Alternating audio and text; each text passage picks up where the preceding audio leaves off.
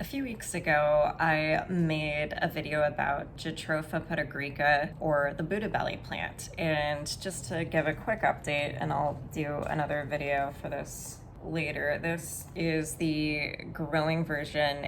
It's just starting to get its true leaf. That's what this is in the middle. These are still the cotyledons.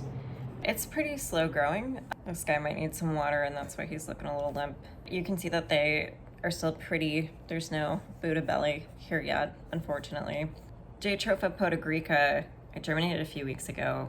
Decided I wanted to try more plants in this genus because I think they're kind of cool. If you guys have never heard of Jatropha curcus, it is a potential biodiesel that we might be using in the future. There's a ton of oil in the Jatropha curcus nuts, and they are trying to see if it's a viable crop for people around the world to start producing. So a quarter of our oil may someday come from there if we have not stopped using oil yet, which I thought was fascinating. But that is a different plant than the one I'm going to talk about today. I'm going to talk today about Jatropha Multifida, which looks way different than Jatropha Multifida. I don't know why that is, so don't ask me. Evolution's a crazy thing. Jatropha Multifida actually germinated in much the same way that Jatropha Multifida did. I bought my seeds from subtropicals.com. They came within the husk, so I had to clean the seeds down to regular seed out of the husk. And I did that by soaking the husks for a couple days in water and then basically picking off the outer husk as much as I could, though I didn't get all of it off. But I didn't seem to have any problems with mold, so that is my solution, is just pick off as much of that outer husk if you can, if that's how you get your seeds. And then you want to plant these guys in a decent potting mix. I put my Jatropha Multifida seeds in cactus soil and my Multifida seeds in potting mix just to see if I wanted to see if there was a difference in growth between the two. It definitely seems like the Multifida is stronger and healthier, and there's more water in the actual soil for the Multifida to use than the cactus soil for the Jatropha Multifida. I may switch them sometime in the near future to the typical potting soil mix because the cactus soil doesn't seem to be retaining enough water for them. I'm not totally sure yet because I was told to plant them in cactus soil by the person who sold the seeds, so I don't want to totally screw that up. Anyway, so Multifida has these really beautiful six-pointed leaves in the front. They look maybe sort of like some other famous leaves that you guys know of, but they are also called coral bush, I believe, in the Caribbean, and they have these really beautiful red flowers when they're in bloom. I actually got them because I thought the leaves were really cool looking, sort of like snowflakes or something similar. They also grow aquatics. You know, some of my favorite plants are fat plants. There wasn't a huge trick to getting these guys to germinate.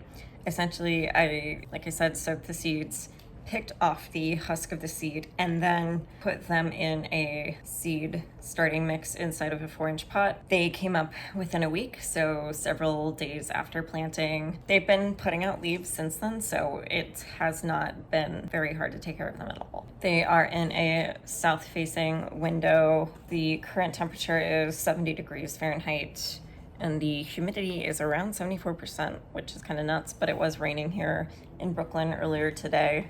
That is probably boosting the humidity indoors as well as outdoors. It may be less than 74%. It might be more like 60 or 50. It's going down as I'm holding this. That is really it for these guys. They do love well-draining soil, so I think that's why cactus soil is typically used for them. I try to keep them watered though. They seem to enjoy a lot of water, and I can't keep up with them most of the times, especially the Multifida. They do seem to require a lot of light, so if you don't have a sunny window, I would definitely recommend getting a grow light for them. In a few weeks, I'll probably do another seedling update on these guys and also try to germinate the biodiesel version of Jatropha curcus so that I have a whole genus in front of me that I can watch grow.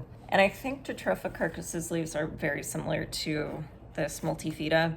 Interestingly, I feel like from pictures that I've seen, the Multifida is the only one that doesn't have the I'm not sure if it's fenestrated or just very spiky looking leaves. I hope this video was helpful. I know it wasn't super hands-on like some of my more typical videos, but I also don't really have a full hand today. Please let me know in the comments if you get seeds and if you soak them, or how you grow your Jatropha multifida or Jatropha podagrica, and if you have any tips, because I would love to know more about this genus. And I hope you guys have a great rest of your Sunday or your early Monday or whenever you're watching this, because I'm gonna go pass out and try to get some sleep. Great, okay, be safe everyone. Bye.